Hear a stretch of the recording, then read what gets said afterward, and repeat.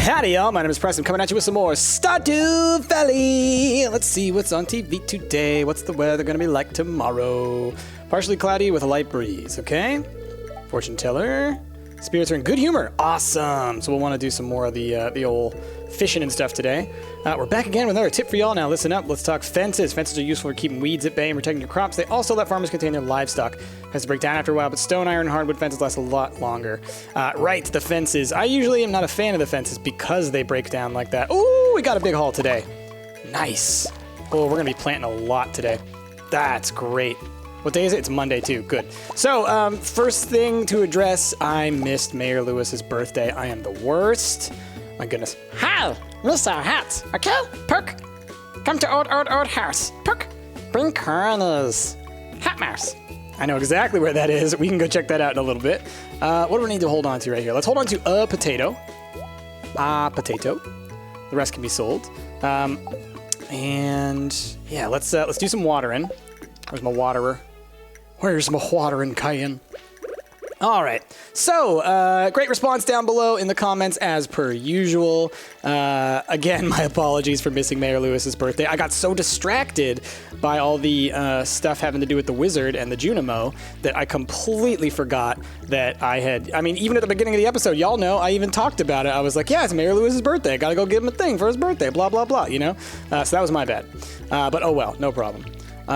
We will take all this stuff and sell it directly to Pierre so we have it for today. And then what we're going to be able to do is everything that we plant today is going to actually be able to be planted with fertilizer, which is going to be perfect. Because we do need to get some, what do you call them? Some 5-star, some gold star, 5 gold star parsnips, if that makes any sense. So like, you know how there can be the different grades of foods? There's like a silver star and a gold star. We need 5 gold stars, and that will... allow us to do one of the Junimo bundles that we're planning on doing. We haven't seen those yet because I still haven't done the thing with the dandelions, but that's where we're heading. That's the current path we're on. All right, we got a couple minutes left. Let's chop down some stuff. Do I have my scythe on me? I don't. Well, we can chop down a tree or two. So yeah, and overall, it seems like y'all are pretty supportive of the whole doing the psych talks thing, so I'm really glad about that. That makes me feel great. I lost so much of that wood. Because it just, you know, it allows me to do that, and it's something that I enjoy. So thanks for that. Appreciate that a lot. Let's put all this stuff away. Keep those to sell. All right. And actually, because we're going to want more bag space, let's put you and you away for right now. And I don't need you, actually, either. I don't need any of it, honestly. I could just take nothing, and we'd be fine. But, oh well. All right, let's quickly, I'm going to zoom out just to see... there's any dandelions over here? Nope. Someone wanted for me to remember about this spot over here, so I'm just going to come over here just to show you guys. There's this tunnel over here. Now, we can't do anything with it yet, but once we get later into the game, we can get batteries, and there's a thing on the wall right here. It's a battery-powered lockbox. Unfortunately, there's no battery in it. So once we can get batteries, we can deal with that. So that'll be something that we'll definitely be looking to do in the future. It'll be a bit before we can do that. But no, right now we're still waiting on those dandelions. I'm kicking myself for eating them last time because we had 2 of them. Ugh, totally could have done it. No worries, though. Oh, look at that little squirrel over there. You see him? He's so cute. I love the art style in this game. It's wonderful. So thank you for all the questions down below. Definitely appreciate that. Oh, also, people seem to be on board the either Abigail or Maru train. And I'm thinking I'll pursue, we're probably going to end up pursuing Maru again. But I will leave it open for now. So I will kind of, you know, go for both. You know, I'll try and do my best to impress both of them. All right, let's sell all these parsnips. Oh, yeah. And the potatoes. Now, I definitely want some parsnips again. So let's grab 1, 2, 3, 4, 5, 6, 7, 8, 9, 10. Sure. And then let's grab a bunch of potato seeds. 10, okay. And how about we do... looking at what else is left, let's do some cauliflowers. Oh, that's all we can afford, too. All right, then let's do a bunch more parsnips. Because they'll be out quicker, which means we'll get that money quicker. And we still have all of our beans planted down, so that's good. So then we just need to get some fertilizer down for all this. I love animals, Mr. Price. If you treat yours well, I'm sure we'll become good friends. I'm getting some supplies for the saloon. Pierre's got the good stuff. I don't know why I make it sound like that. How much is this sucker? 2,000. So we didn't have enough to get that anyway, so that's fine. I think what we might do this episode then, we're going to plant all this stuff, and then we're either going to do a lot of fishing or we're going to do into the mine. I think maybe we go into the mine because Maru likes things having to do with minerals, as does Abigail. She likes things like sapphires and gems, and Maru likes things like, she likes diamonds, and I think she likes all the different metals as well. So I think that it could be worth it to go down. Plus, we would like to get to the point where we can upgrade one or more of our tools soon. So let's actually do a little bit of that as well. So let's grab the copper, grab this, grab the fertilizer, grab the sap so we can make more fertilizer, and yeah, we're good. Okay, so first things first, boop, pop that in there. And let's craft a whole bunch more of this stuff. Cool. And let's fill it all in. And okay, there was one spot up here. So the one spot up here, we will make a cauliflower. It's just kind of like a randomness spot. Let's drop another cauliflower there. 2 potatoes. Again, like I said, I know it's not very organized, but remember we said we're just going to kind of play it a little bit random to start, and then we will, especially once the next season starts, we'll be a lot more methodical and planned out. But right now it's mostly about just maximizing your space. So let's just do a little bit of this. Nope, come on. Boop. And boop. That's probably enough. Get all this down. All right, so we need parsnips. Oops, scared off one crow. Awesome. You are the best, sir. Doot. And 1, 2, 3, 4. It looks like we did the perfect amount. And doot. Okay, now let's grab our watering can. Let's put you away. Let's go like this, and then go like this. Okay. Right there, and let's water again. So now, as far as energy is concerned, it looks like we're not going to have a lot. Someone did tell me that I should be going around and clearing up all of the weeds, especially in other areas, because it'll mean that more wild forageables will grow. So we might do a little bit of that this episode, because we're going to be mostly done with our energy here soon. So it makes more sense for us to kind of focus then on the old, trying to get as much out of the land as we can. So let's actually grab our scythe. Let's put away our watering can. We might need our hoe, pickaxe, this. Okay, shouldn't need this. Yeah. We honestly shouldn't need our sword either, but just in case, we'll take it with us. So we'll head this way, and we'll actually go chop up a bunch of weeds. We're not going to worry about the ones on our farm, because we're not going to grow wild stuff on this farm anyways, but we will worry about like these areas over here. So let's go out here, and we might even be able to find a dandelion. Who knows? Okay. Just to let y'all know, it's kind of late in the evening for me. That's kind of been the way that recording has gone for me lately because of everything having to do with school. So that has changed my schedule up a little bit. Yeah, we're going to just chop down all these, get all the fiber. Hey, look, it's Jazz. Oh, I didn't bring my axe. I totally should have brought my axe so that I could cut trees. Whoops, that's fine. But even just doing this apparently should increase our likelihood of getting wild forageables showing up. So I'll do this a little bit around this area, and then I'm going to fish for a little bit in this little pond. Or actually, I should probably fish on my farm, now that I think about it, right? That's what y'all were telling me down below. I think Leaf Shade, somebody was telling me that everything's available on the farm, all the fish, or at least most of the fish should be. So might as well just go for that. But even just doing this, if this helps, as people said, then that's going to be pretty cool. Okay, so let's go ahead and let's get into some psych talk while we do this, because this is a pretty mindless little task that we got going on here, just walking around, chopping some things up. So let's see, what did y'all ask about? Oh, this is a pretty, let's see. So this question is one, it's not necessarily one that we really have an answer for, but I thought it was an interesting question nonetheless. The question here was, oh, I could plant those mixed seeds. I might be able to get dandelions that way. Was how do we develop preferences? So like specifically it was color preference. Like, does your favorite color say things about your personality, or does your personality determine your favorite color, or something to that effect? But it was basically asking about like, how do we understand preferences? How do we understand things like that? And honestly, when it comes down to it, we don't really. Like, we really don't have a good understanding of that. We do have an understanding of the general way in which people develop their preferences, and we'll talk about that in a second. But first, let's talk about hats. Hey, what's up, man? The Sou'wester. Sou'wester. The shape helps to keep sailors dry during storms. Achievement fishermen. So for 1,000 gold, we can get the Sou'wester hat. Very cool. This little guy over here just goes sell us little hats if we want them. So the development of a preference, I mean, over time, like a lot of it has to do with just kind of the general way in which we form attachments to things, which is through positive reinforcement and positive interaction, right? So you have a good experience with something or someone, right? Ah, cool, a dandelion, awesome. That's exactly what we wanted. And that gives you kind of this positive reinforcement that that's a thing that you like. When you have negative experiences, that gives you a negative reinforcement or...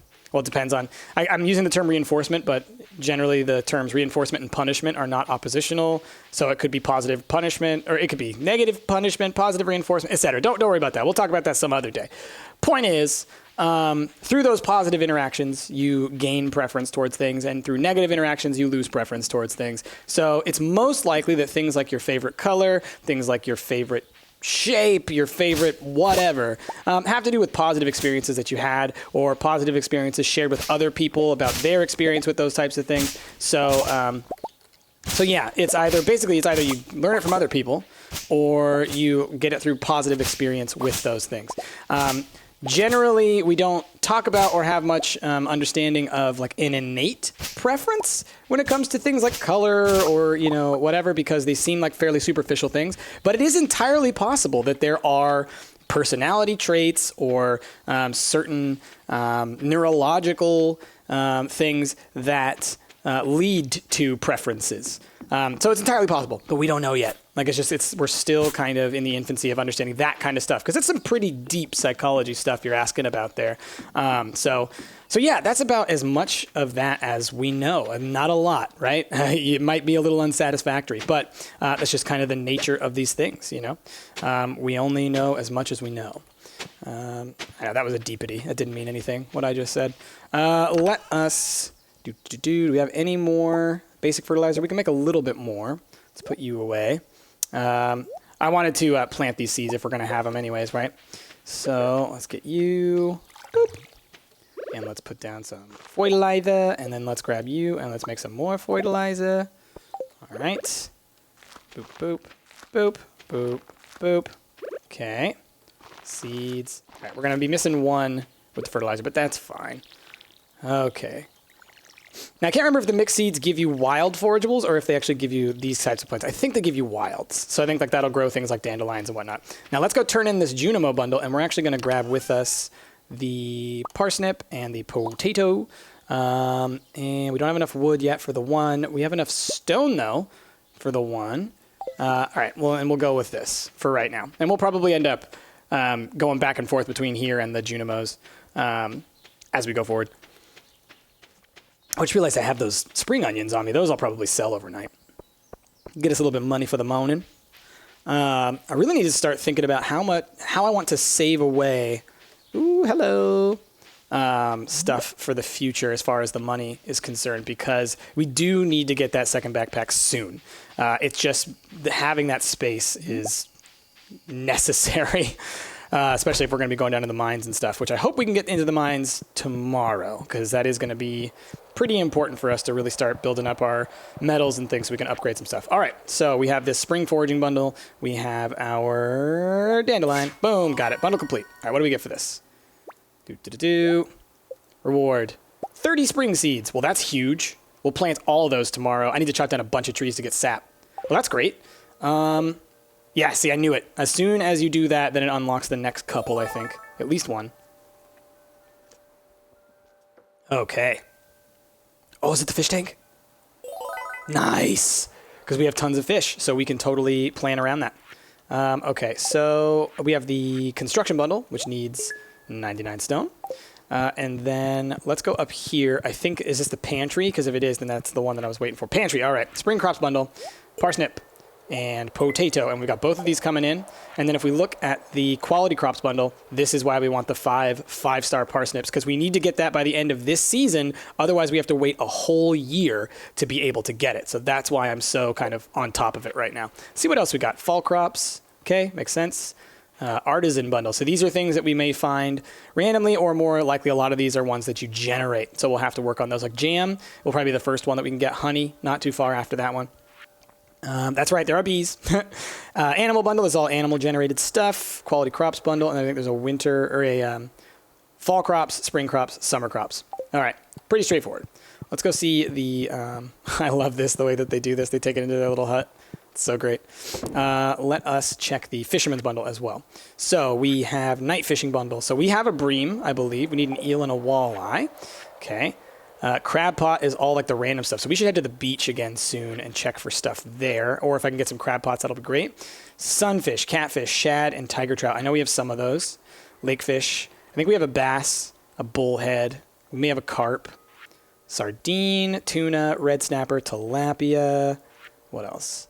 Oh, and these ones are kind of crazy. I think you get these in different, like, random weird places. Like the sandfish, I think you actually get only in the desert, if I'm not mistaken.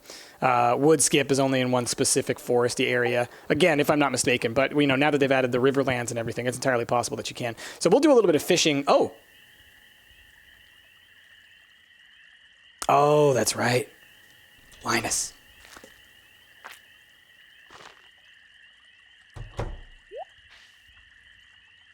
Run, Linus, run. Sounds like those raccoons are back again. Filthy varmints.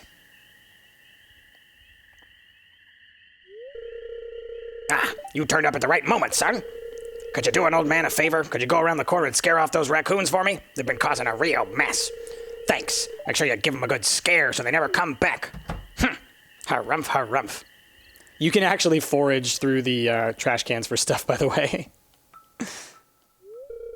It was me. I'm sorry. That's okay, man. It's really not like a bad thing to try and recycle garbage. I find a lot of hot, fresh food in these cans. Stuff that'll go to waste if I don't take it. Yeah, I get it, man. No complaints from me. Do you think there's something wrong with what I'm doing? No, it's a shame for food to go to waste. Thanks, Price. I knew you were an open-minded person. I feel good about what I'm doing. I'm not harming anyone.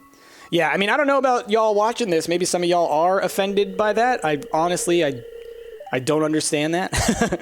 You can go on home. I promise I won't rummage in George's can anymore. You can tell him you scared off the raccoons for good.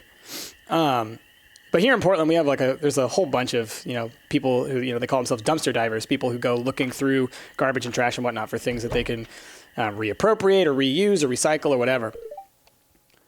Wait! I know what you were doing, Linus. If you need food, just ask. I don't want anyone in Pelican Town to go hungry. Here, I've got a basket of zucchini fritters for you. Just make sure you dip them in the spicy marinara. Go on, take it. Aw, good old Gus. So sweet. That's so sweet. These are the kinds of moments that make me love this game, when people are just sweet to each other and they're just so nice and kind, and it makes you all warm inside. Oh. But yeah, we have lots of dumpster divers here in Portland. So the idea of somebody jumping into the trash to look for things and recycle it or reuse it or eat it or whatever, it's whatever. Good on you. Personally, I probably wouldn't. I'm a little worried about sanitation and stuff like that, but maybe I'm a little too worried about that. Who knows? But I don't have no problem with that. Okay, let's sell these suckers. Sell the daffodils because we've already got those, and then spring seeds we will plant. Actually, we could plant some. Well, no, because I need to chop down some trees and get some sap. Maybe I should do that with the rest of my energy. Either that or fishing. Let's do some fishing real quick. Let's see if there are any good fishing spots. Sometimes they happen around here. Little bubbles. No? Well, let's try this area. I like how this dock is different. I wonder if this means this is ocean water. You know what I mean? Come on. Give me a little boop. Give me a little bloop. All right, well, while we, oh, there we go. Trash. Oh, no, algae. Eat it. Nom, nom, nom, nom, nom. So while we're fishing, let's talk about some more questions related to psychology. So someone asked about how do we form mental images and how does our brain account for our blind spot? So there's a couple of different things in here that make up this question. So I will try to address several of those. So first things first, our formation of mental images. It's a pretty complex process. It's actually very interesting, though. So I guess I'll try and walk through the what we call the pathway of light. It's just essentially kind of the different steps that light information takes, making its way through into our brain. So you start with your eye. which has a whole number of physical structures that alter the light that passes into our eye, mostly just trying to magnify it and focus it onto specific parts of the retina. So you have your cornea, which does bend light a little bit. It's called refraction. It's the process of bending light in the cornea, which that's the outer hard part of your eye. That's like if you look at someone's eye from the side, you'll notice that there's kind of like a little bump right in the center of the eye. So it's like not like a perfect sphere. There's like this little kind of pointy bit. That pointy bit is the cornea, and that's like the outer protective part of your eye. Then you have the iris, which is the colored part of your eye. And in the middle of the iris is an empty space, which is what we call the pupil. So the black part of your eye, the pupil, is not actually a black physical structure. It is the lack of physical structures. It's an empty void that heads like straight to the back of your eye. It's an empty spot. So the pupil, what it does is it expands and contracts in order to let in a specific, gotta get back to bed, shoot. It lets in a specific amount of light. It's trying to make sure that you don't have too much light to get into your eye, because light is radiation and it's dangerous. And, you know, just like the sun can burn your skin, it can definitely burn the crap out of your retina. So you have these, your pupil expands and contracts, so it just gets enough light to see, not enough to burn your retina. And so if you want to see about that, let's quickly check our TV. Weather report. It's going to be a beautiful sunny day tomorrow. Okay. And fortune teller. Spirits are mildly perturbed. Okay. Oh, look, it's so pretty. Oh, I love that when like the little cherry blossom things come down. That's so cool. All right, we have 4 smallmouth basses. This is great. Now, is there a way to organize this? Isn't there? Is it this? There we go. There's all the fish. So we should just take all those over and just turn in as many of them as we can. Let's check our messages. I'll get back to the eye stuff in just a second. Hold on. I've got some new items in stock. A deluxe fishing pole and some bait that you can attach to it. You can use bait to make fish bite faster. Hope to see you soon. That's right. I forgot that we got that last time. We got bait. Oh, that's perfect. Okay, cool. Let's pull this guy out of here. Let's put him in here. Okay, so let us, for right now, let's go try and chop some trees and get ourselves some sap. Let's get the most sap that we can, because that'll be real nice. Oh, I should probably, though, you know what, first things first, let's water, because I got to make sure that I have enough energy to do all this stuff. I guess I could eat a couple parsnips. 25 energy a piece ain't bad. All right, so let's talk more about the eye. So you've got those features, right? You've got the pupil, you've got the iris, you've got the cornea. And then what you have at the back of your eye is the retina, and the retina is the part of your eye that actually, oh wait, sorry, I skipped one, the lens. Right behind the pupil is the lens. This is the part of your eye that focuses light onto the retina perfectly, essentially. It reverses the image of light onto the back of your retina so that it's perfectly focused. That's why we're able to have such nice pinpoint vision. We have a lens that allows us to do that. It's very much the same thing as like what's in your glasses, but whereas your glasses only partially refract the light, the lens does essentially a massive amount of refraction.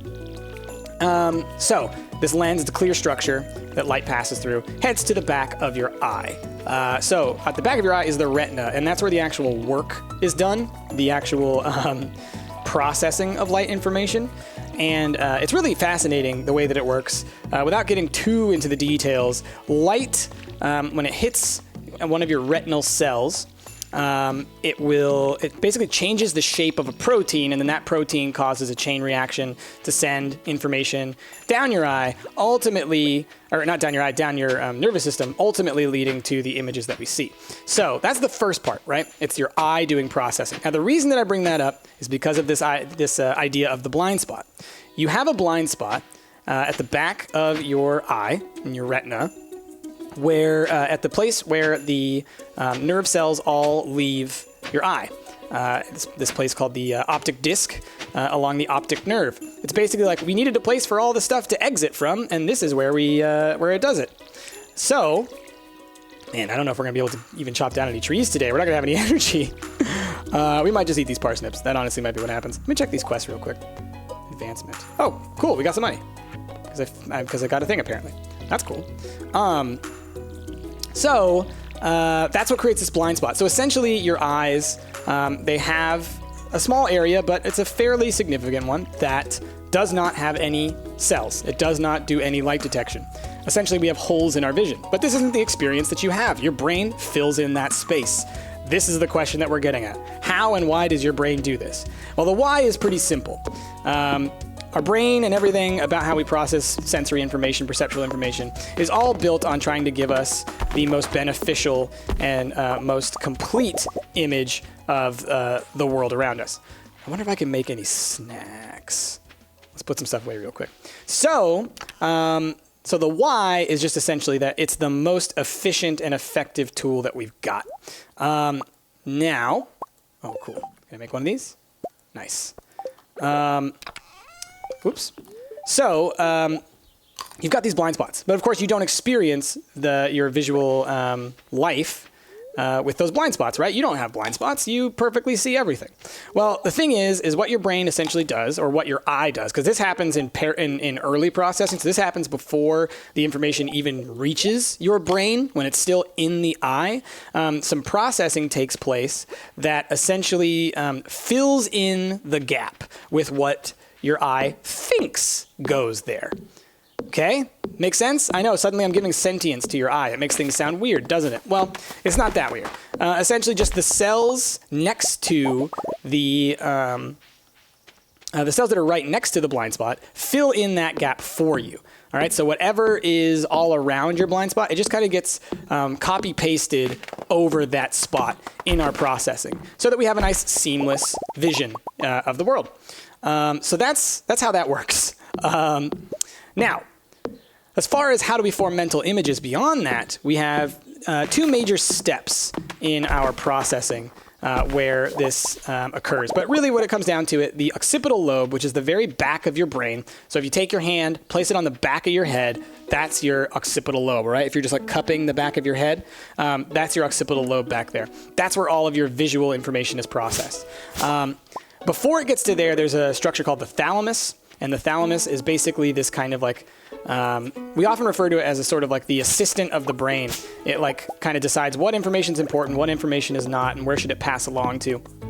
Now, the thalamus for visual information, it essentially sorts all of the information that comes in from your eyes and then tells it which parts of the occipital lobe to do. It's basically like, if you imagine, it's kind of like turning the analog information that you get from your eye almost into digital information. It's like converting it to a new format. And also magnifies it based on where in your eye things occur. So it actually, things in the middle of our field of vision actually get magnified to a much larger size once we start processing it. So think about this for a second. All the stuff you see in the center of your vision, like the stuff that you're actually looking at, the most important stuff, right? That's actually being magnified by your brain when you're looking at it. Oh no, I just made a huge mistake. I'm supposed to put this down. Can't put it down once you've already got seeds down. That sucks. Oh well. We didn't have enough anyways. That's fine. So it magnifies that information. It's pretty crazy, huh? And then in the back of your brain, that's where the larger amounts of processing get done. All of this is to ultimately say that the process of forming mental images is not just a single process. It's not just something that happens in one spot. It happens all over the place at every point throughout your visual pathway. And it's super interesting to me. Now, hopefully that wasn't so dry that it just like bored all of you guys to tears. Hopefully that was actually interesting to y'all. Okay, we've done all our planting. It's 2:20 in the PM, and we are nearly out of energy. So I think what we're gonna do then, we are going to take all these fish, boop, boop, boop, boop, and go to the old Junimo land and see how many of these are necessary. And then what we will do is, I think what we're going to do is we'll head to the beach maybe for a little bit. I'm noticing that this is oh, I see you. Can I get you? Oh, I can't get you through the fence. I'm noticing that this episode is going kind of long. Again, I remember how like last week I was all like, I'm going to like cut videos in the middle of things so that I can be more efficient, blah, blah, blah. And then this week I have so many things to do for my dissertation that I can only really record one episode at a time. So I'm back in my old trap. But going forward, things will be the way that I said they would have been that first week. So let's go turn in some Junimo bundles. Let's just eat this guy. Why not? Nom, nom, nom, nom, nom. Get a little bit of energy. But yeah, let's see which of these. I don't think we'll complete any of the bundles, but we definitely will fill out several of them. So that'll be nice. And then let's just see if there's any last quicker questions. Oh, that's right. This was a big one. Someone asked about free will. It's a very interesting question. A very difficult question. Catfish, shad, and tiger trout. I don't think we have any of those. No. Okay. What about you? We have a bream. Yep. Okay. What else? Lakefish. We have a carp. We have a bass. We have a bullhead. We need a sturgeon. Okay. I need to go look up. There is a... don't have any of those. There's a chart somewhere that tells you exactly which ones or where to get each of them and when. Oh, so none of y'all need smallmouth bass? This guy? Just double check again. No, looks like no. That's fine. We could sell them. They might also be needed for another bundle that we get later. I know that like a chub is needed for a later bundle, so we'll hold on to the chub. We'll sell some of these guys. We'll probably sell all these 4 stars because those will be worth something. Let's go talk to Willie. And I should be making bait. I'll show you what the recipe is for it. It's just bug meat, which we have plenty of bug meat from us going down into the mines as much as we have. So that works for us. Let's go to the beach and let's kind of pick some stuff up. And I really need to start planning on getting some stuff so that I can start giving gifts to Maru, because I need to be doing that early on so that we can get ahead of some stuff in the game. A great idea can pass through your head when you least expect it, but if your mind is too busy, you might miss it. Thank you, sir. You're a poet. Anything? Aha! Crab Pot Bundle is where you're going.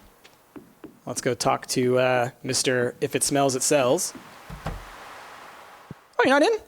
Oh, darn. Too bad. That's fine. Let's look out towards the edge of the beach. I do need to also think about trying to free up this spot over here. Open this guy up. But that'll be for another time, I guess. So then, let's go turn these 2 things in for the Crab Pot Bundle. That'll at least be something. We'll sell a couple of these suckers, and then that'll be pretty much it for today's episode. No big deal. Oh, so that question. The question. Free will. Do we have free will? This is a huge question. This is much more of a philosophy question, I would say, than it is a psychology question, because it is, when it comes down to it, it's really a question of semantics. Oh, hey, Maru, how's it going? Have you met my mother? She's the town's carpenter. I have met your mother. She's cool. Her mother's Robin. Your dad is Demetrius? I wanted to say Dimitri, and then I was like, wait, maybe it's Demetrius. Okay, you.